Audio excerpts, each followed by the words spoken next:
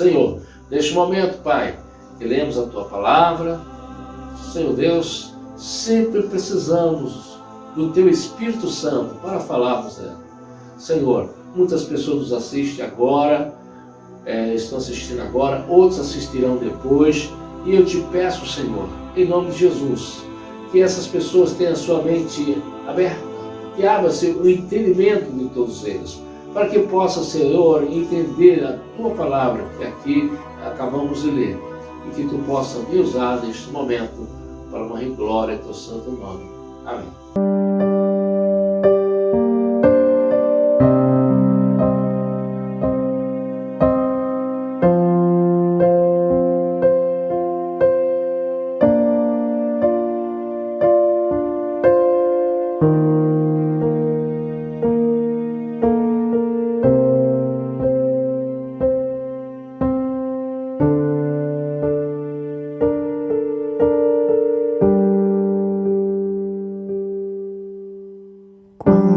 Cativeiro te levarão de Sião, e os teus sacerdotes prantearão de aflição.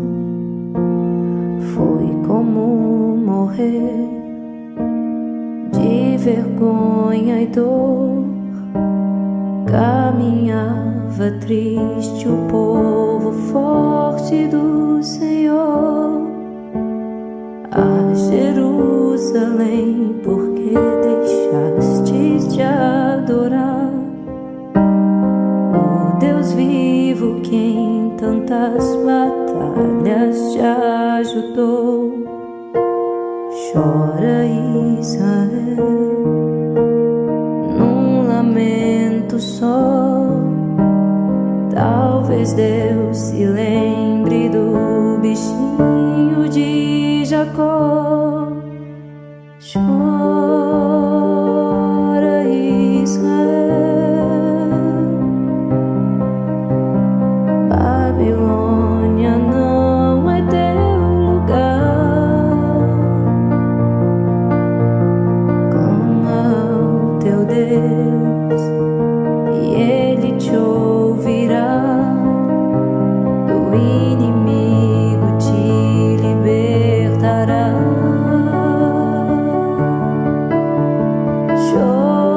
Chora Israel, Babilônia não é teu lugar. Clama ao teu Deus e Ele te ouvirá. O inimigo te libertará. A Jerusalém, porque deixastes de adorar o Deus vivo que em tantas batalhas te ajudou. Chora Israel num lamento só, talvez Deus se lembre do bichinho de Jacó. Chora Israel, Babilônia não é teu lugar. Clama ao teu Deus e Ele te ouvirá.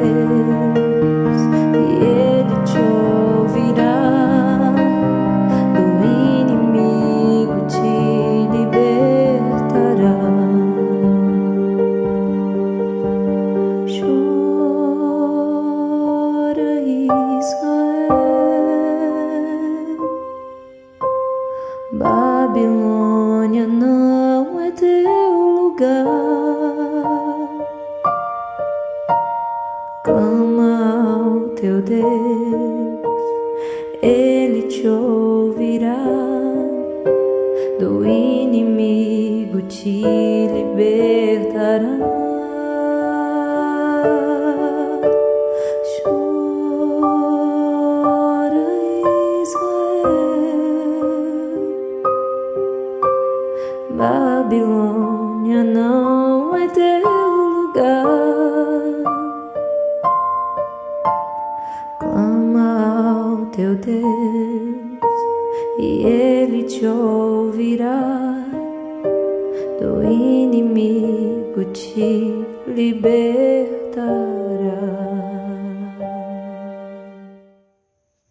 Graças a Deus, uma bela música. Louvado seja o nome do Senhor Jesus. Que hino maravilhoso, né? Nós iremos agora lermos a palavra de Deus. Já convido você a abrir sua Bíblia em Jeremias, no capítulo 18, versículo 1 ao versículo 11. Nós vamos falar sobre a casa do oleiro. Muito conhecida essa mensagem, mas o Senhor tem algo para você nesta noite, através dessa mensagem. Acompanhe, por favor.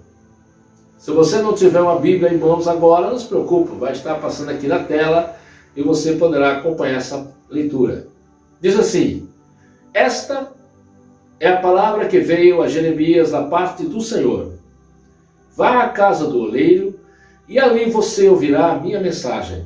Então fui à casa do oleiro e o vi trabalhando com a roda, mas o vaso de barro que ele estava formando se estragou-se em suas mãos. E ele o refez, moldando outro vaso de acordo com a sua vontade. Então o Senhor dirigiu-me a palavra: ó comunidade de Israel, será que não posso eu agir com vocês como fez o oleiro? Pergunta o Senhor. Como barro nas mãos do oleiro, assim são vocês nas minhas mãos, ó comunidade de Israel. Se em algum momento eu decretar que uma nação ou reino seja arrancado, despedaçado e arruinado, e se essa nação que eu adverti converter-se da sua perversidade, então eu me arrependerei e não trarei sobre ela as desgraças que eu tinha planejado. E se, noutra ocasião, eu decretar que uma nação ou um reino seja edificado e plantado, e se ele fizer o que eu reprovo e não obedecer, então me arrependerei do bem que eu pretendia fazer em favor dele. Agora, portanto, diga ao povo de Judá e aos habitantes de Jerusalém: assim diz o Senhor, estou preparando uma desgraça e fazendo um plano contra vocês. Por isso, converta-se cada um do seu mau procedimento e corrija a sua conduta e as suas ações. Aleluia. Glória a Deus. Então, irmãos, nós acabamos de ler que Deus convidou Jeremias para ir à casa do oleiro. O que eu entendo é que Deus poderia ter falado para Jeremias o que ele queria falar, mas ele mandou que Jeremias fosse à casa do oleiro e observasse lá, olhasse. Então Jeremias, não entendendo exatamente muita coisa, ele foi. Embora que essa parte não está escrito aqui, mas eu acredito que ele não sabia exatamente o que o Senhor queria falar, né? Então ele chegou na casa do oleiro e observou ali, viu o oleiro trabalhando. E aquele homem estava com um vaso na mão, e aquele vaso quebrou na mão do oleiro. Mas ele observou que o oleiro pegou aquele vaso quebrado e fez um novo vaso conforme o que ele desejava. Bom, quando Jeremias observou isso, Deus então disse: agora, Jeremias, basta aqui, vire para aqui que eu quero falar com vocês, né? Então, ali, Deus chamou a atenção de Jeremias. E diz a palavra de Deus: então o Senhor dirigiu-me a palavra. Ó comunidade de Israel, será que não posso eu agir com vocês como fez o oleiro? Veja só, né? O que o oleiro fez, na verdade, o vaso quebrou na mão dele. E ele refez o vaso. Ele fez um novo vaso. E às vezes na própria mão do Senhor, às vezes acontece do vaso quebrar. Às vezes acontece de alguma coisa acontecer com aquele vaso. Aquele vaso, quando se diz quebrar, se diz pecar, se diz cometer erros, falhar. Mas o Senhor pode fazer como fez aquele oleiro. Pode pegar aquele vaso quebrado e refazê-lo. E fazer novamente um novo vaso. E até mais bonito do que o anterior. Mas tem muita coisa boa para aprender nessa leitura. Se em algum momento eu decretar que uma nação ou um reino seja arrancado, despedaçado, arruinado, e se essa nação que eu adverti converter-se da sua perversidade, então eu me arrependerei e não trarei sobre ela a desgraça que eu tinha planejado. Vejam só o que essa palavra de Deus está dizendo. Não existe nenhum tipo de maldição sobre uma pessoa que não possa ser tirada. Não existem situações em que não possa ser revertido. Enquanto você estiver vivo, existe salvação para você. Se pessoa morrer distante de Deus, em pecado, certamente vai para a eternidade sem Deus.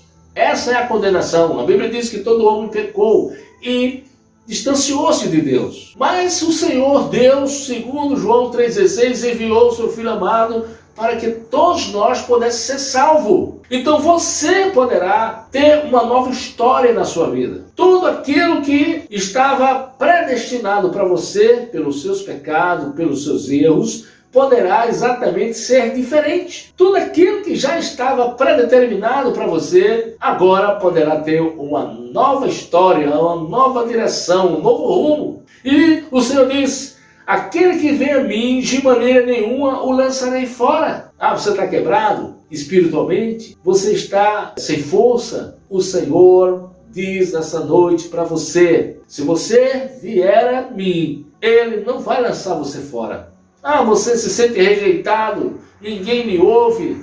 Não se preocupe, Deus te ouve.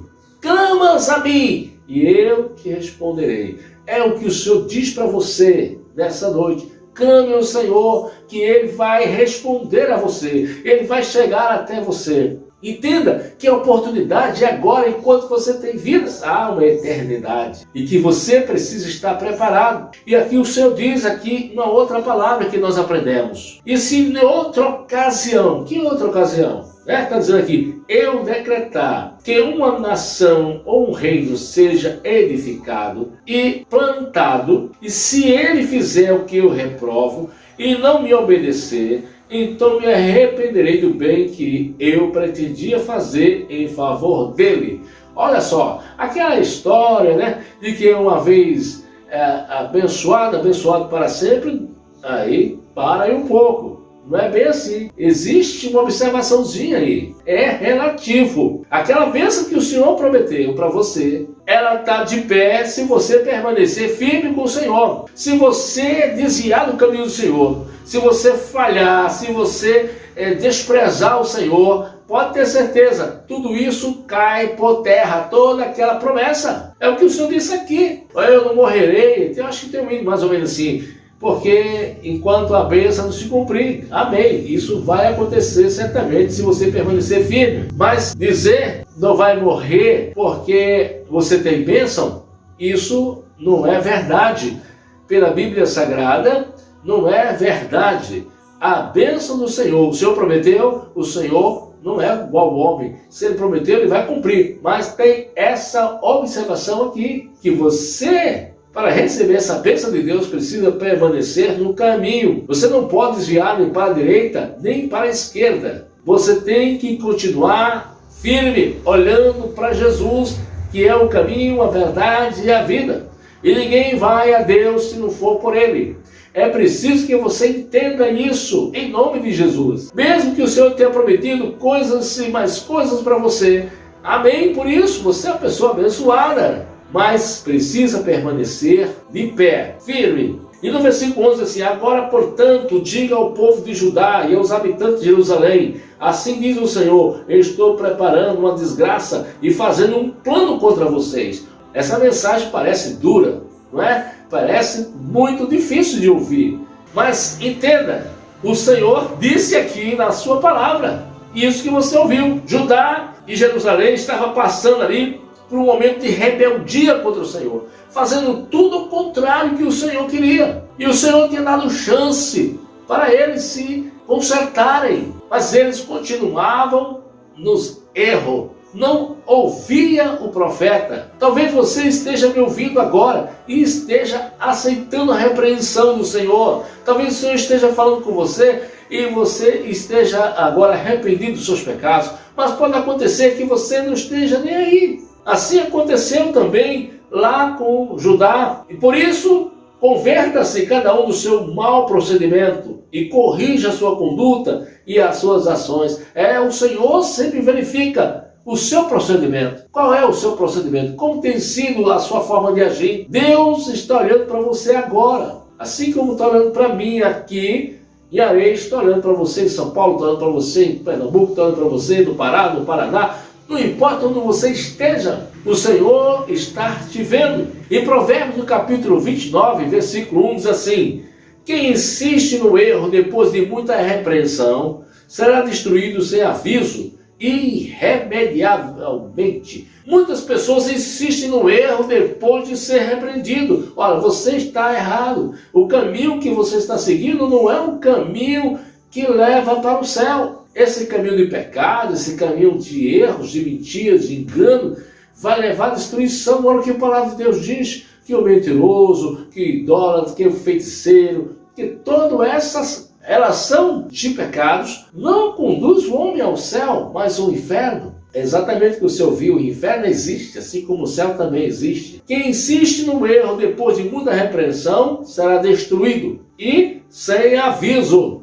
O aviso é agora, o Senhor está tocando em você, está tocando no seu coração, está tocando em você para que você se arrependa dos seus pecados, para que você ouça a verdade. Assim aconteceu com Jerusalém, assim aconteceu com Judá. Foi os profetas Jeremias, foi falado ali, mas o que aconteceu com ele? Não deram ouvido, maltrataram Jeremias o tempo todo. Em Jeremias, no capítulo 17, versículo 9 e o versículo 10, diz assim: o coração é mais enganoso que qualquer outra coisa, e a sua doença é incurável. Quem é capaz de compreendê-lo? Uma pergunta. 10. Eu sou o Senhor que sonda o coração e examina a mente, para recompensar cada um de acordo com a sua conduta, de acordo com as suas obras. Vejam só o que diz a palavra de Deus. O coração é mais enganoso que qualquer outra coisa. Às vezes a pessoa está no caminho errado, mas o coração diz: olha, está tudo bem, está tudo certo. É bom ficar atento, viu? O coração é mais enganoso que qualquer outra coisa. De repente você acha que está tudo certo, seu coração está dizendo que está tudo certo, mas dê uma verificada primeiro na bússola. A Bíblia é como uma bússola, você dá uma olhada e verifique se ela está no azimuth certo, na direção certa, que é Jesus. Eu sou a porta, eu sou o caminho, disse Jesus. Então verifique se está na direção certa. Aí você dá um crédito ao seu coração. Olha só o que o Senhor diz aqui: eu sou o Senhor que sonda o coração e examina a mente. Para que o Senhor faz isso? Você sabia que o Senhor agora mesmo está olhando o seu coração e a sua mente e dá umas quadrinhadas assim? Para que o Senhor faz isso? Veja só: para recompensar a cada um de acordo com a sua conduta, de acordo com as suas obras. O que você tem feito, como você tem feito. Porque às vezes as pessoas fazem até as coisas boas, mas usou artifícios errados, usou uma forma inadequada. Isso não quer dizer que foi uma boa coisa, talvez não seja para você fazer. Então você precisa ter aqui qual foi a sua conduta quando foi fazer aquela obra. E que obra você fez? Cabia você fazer o que você fez? Você fez a coisa sob a orientação de Deus? Então, para isso, o Senhor examina o seu coração e examina a mente. Às vezes a gente vê no nosso olhar humano, né, as pessoas dando presentes, as pessoas fazendo tudo aquilo ali, e a gente diz que bom coração, mas às vezes há uma má intenção na mente daquela pessoa e no coração daquela pessoa. Isso acontece, você sabia? Pois é, por isso que o Senhor faz esse exame aí no coração e na mente. O Senhor tem esse cuidado, o Senhor faz isso para o nosso bem. Em João capítulo 6, versículo 28 e versículo 29, diz: então lhe perguntaram, o que precisamos fazer para realizar as obras que Deus requer? Perguntaram a Jesus. No versículo 29, Jesus respondeu: a obra de Deus é esta, crer naquele que Ele enviou. Quem é que Deus enviou? João 3,16, o seu Filho. E quem é o Filho de Deus? Jesus Cristo. No princípio era o Verbo estava com Deus, e o Verbo era Deus, e o Verbo se fez carne e habitou entre nós. Então Jesus Cristo, crer em Deus é o ponto inicial para conhecê-lo, certo? E crer está relacionado com fé, e sem fé é impossível agradar a Deus. Mas entendemos que quando realmente cremos em Deus, nos dirigimos à sua palavra e a cada vez mais nos aprofundamos. Paulo disse: quando eu era menino, agia como menino, falava como menino, sentia como menino, mas quando fui adulto, deixei as coisas de menino. Tem muita gente que ainda se torna um menino, vive como um menino, não cresce nunca. Se você crê, você precisa realmente se dirigir à palavra de Deus, estar atento, meditar na palavra de Deus dia e noite. Foi ordem do Senhor. Pela palavra de Deus nós somos consolados e também somos confrontados quando erramos. A palavra de Deus diz, não é o pastor que diz que você está errado, não é o missionário, não é a cantora, não é, mas é a palavra de Deus que diz que você está errado. Mas para dizer precisa você ler. Em Salmo 139, versículo 23 e 24 diz assim: sonda-me, ó Deus, e conhece o meu coração. Prova-me e conhece as minhas inquietações. Olha o que o salmista está pedindo. Senhor, sonda-me. Ele está convidando o Senhor para sondá-lo, para conhecer o coração dele e para provar ali, fazer um teste, analisar se as inquietações dele estavam corretas. É muito bom nós fazemos isso também. É muito bom que a gente esteja certo, ciente de que estamos fazendo o que agrada a Deus. No versículo 24 diz: vê se em minha conduta algo que se ofende, e dirige-me pelo caminho eterno. Então, olha o que o salmista está pedindo. Que bênção, Vê se em minha conduta algo que te ofende. Então ele está olhando ali. A gente temos que fazer a mesma coisa, como disse Davi: sonda-me, Senhor. Aí o Senhor chega para atender a sua necessidade, para te ajudar, e o Senhor quer ajudar você. Às vezes a pessoa acha que é forte, que é resistente. Isso, cuidado com o coração, Ele é enganoso, Por isso pode dizer: quando eu penso que estou forte, estou fraco. Quando eu penso que estou fraco, estou forte. Há um contraste aí, Mas acontece isso. Em João 14, 23, diz que Jesus respondeu: se alguém me ama, guardará a minha palavra. Meu Pai o amará, nós o viremos a ele e faremos dele morada. Olha que beleza, Estamos terminando com esse versículo. Se alguém me ama, guardará a minha palavra. Você ama o Senhor? Então, ouça a segunda parte. Meu Pai o amará. Então, se você ama o Senhor, pode ter certeza, o Pai o amará. O Pai, Deus, te amará. Mas Deus não ama todo mundo? Sim, ama a todos. Mas aqui está falando de um amor especial àquele que ama o Filho, a quem Deus enviou, que reconhece o amor de Deus. Deus está falando daqueles que se tornaram filhos de Deus. Nem todos são filhos de Deus, todos somos criaturas de Deus.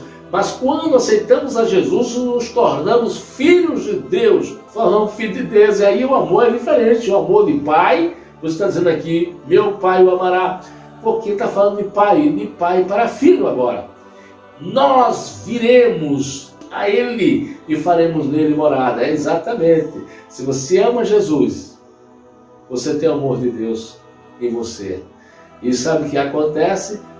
O Pai, o Filho e o Espírito Santo, E se nós viremos, Pai, o Filho e o Espírito Santo estará morando em você. E se Deus mora em você, e se o Espírito Santo mora em você, se Jesus mora em você, olha, o que dificuldade terá de viver nessa vida? Vai ter dificuldade, vai ter luta? Vai, mas a vitória é certa em nome de Jesus. Aquele que está conosco é maior do que aquele que está lá. Ora, a vitória é certa. Aquele que estão com o Senhor, a vitória é certa, porque você é morada do Senhor. Se você chegar na sua faculdade, chegou a morada do Senhor na faculdade, chegou a morada do Senhor no trabalho, chegou a morada do Senhor na igreja, chegou a morada do Senhor na sua casa. Ora, você é o habitat do Senhor, você é a morada do Senhor. Glória a Deus. Então nada pode te derrubar. Quem pode destruir essa casa? Se Deus está morando nela. Tá certo? Então que Deus te abençoe. Nada pode te abalar. Pode vir situação difícil, mas sorria. Deus está dentro de você, morando em você. A vitória, você pode não estar enxergando ainda. E como virá, mas virá. A vitória virá até você. Em nome de Jesus. Creia nisso. Creia nisso. Tá certo? Creia nisso em nome de Jesus. Que Deus te abençoe. Que Deus te guarde. Louvado seja Deus.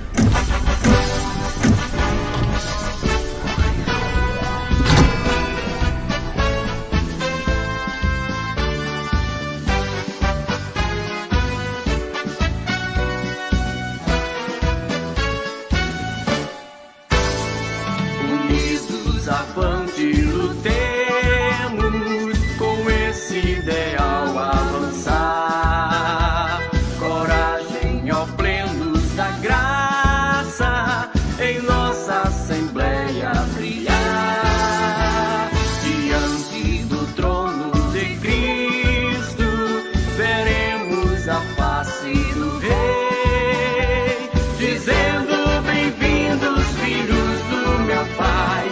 Avante, avante, lutai, dizendo: bem-vindos, filhos do meu Pai. Avante, avante, lutai. Nas lutas não nos prostraremos, vitória, vitória virá. O passado jamais moverá o ideal de um grande projeto de Deus.